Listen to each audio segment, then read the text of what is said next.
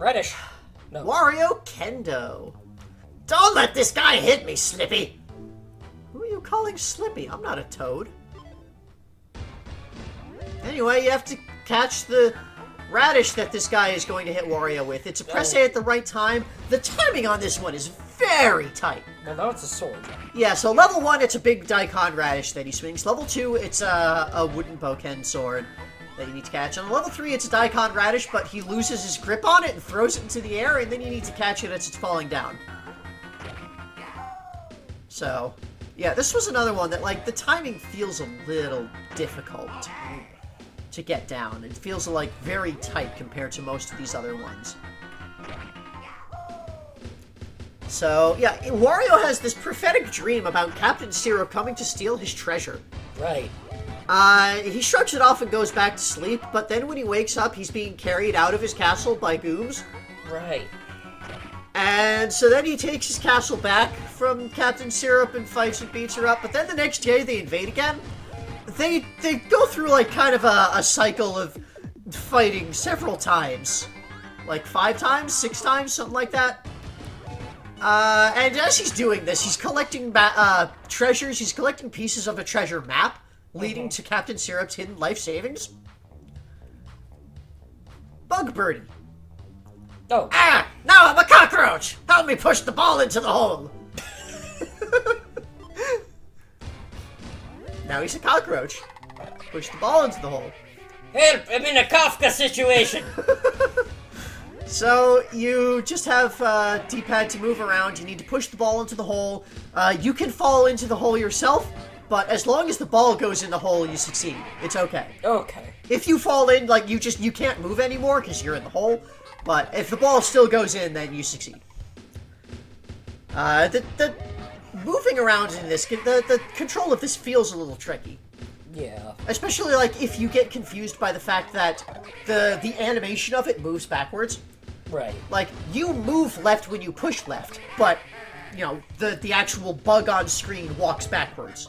Mm-hmm. So that might throw you off a little bit the first time you see it. Also, yeah, it just, like, getting a kind of a grip on the ball feels a little awkward. Yeah. But, that's the game. The difficulty level is the size of the hole. Right. And also how far you need to push the ball. It's a further distance on level 3. So yeah, he eventually finds all of these pieces of a treasure map leading to Captain Syrup's life savings, and he steals that, and eventually she can't fund any further heists against him. Weren't the life savings hidden away in some alternate dimension? Sort of. Okay. It was in a cave. The cave was sort of alternate dimension-ish. Okay. But, yeah, he steals this big treasure, and so he makes out like a bandit by being attacked by pirates.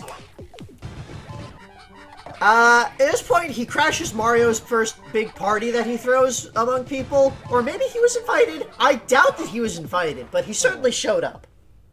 Well, he was a superstar. Yeah, I don't know. Sinking feeling. Grab the floating umbrella and sail to Earth. Don't screw this up, or I'm a goner!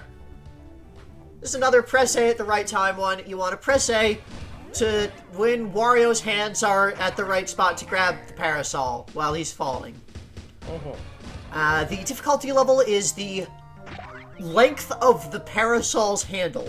Yes. So, you know, how much space you have available. I found this one incredibly easy because of the music. You can, if you listen to the background music of it, there is a particular point in the music where you press A, and that is always the exact right time to grab. So, using that audio cue, I was just able to get it very consistently. Just grab, like, the very top of the handle. But, that's the game. Just like... Yeah. So Wario crashes the Mario Party. Yep, they have this whole thing about being a superstar, and people make suggestions of how to use star power to help people, to prove that they're the superstar, or something. It was the obsession with superstardom is a very weird thing among the Mario gang. over Especially there. during the parties. But Wario uses this to end a war between two clans of Bob-ombs. He'd been profiting off of them by, selling weapons to both sides, because that's how you profit off of war. But they ran out of money, so he used the star power to end the war so they could rebuild their economy so that he could sell things to them again. Let the cycle continue. After this, Toad was put on trial for things that he did with the Mario Party. That's outside the scope of this, but Wario saw a market for concessions during Toad's, public trial, which was kind of a blood sport event, dangerous event. Right? So he sees this need for concessions, and so he sets up a factory to produce cakes out in the field, Right. like just by where this trial is happening. Okay. As he's setting up and making cakes, randomly Bowser shows up. And I think he's just attacking shit in the Mushroom Kingdom just out of spite at the moment, because he was just launched off into space. And so he comes back and he's just breaking things. Right, because of the party. Yeah, because of the party, he got launched into space. Things are getting weird. So, Wario, with his cake factory, is getting attacked by Bowser. And so Wario goes over and finds Mario and Luigi, and he approaches them as a concerned businessman. His business is being attacked by Bowser. He has a legitimate business operating in the Mushroom Kingdom, and they owe him defense. The government's responsibility to defend the shops, businesses from enemy invading forces. So he convinces Mario and Luigi to work at his cake factory. Until it's forced to close down from...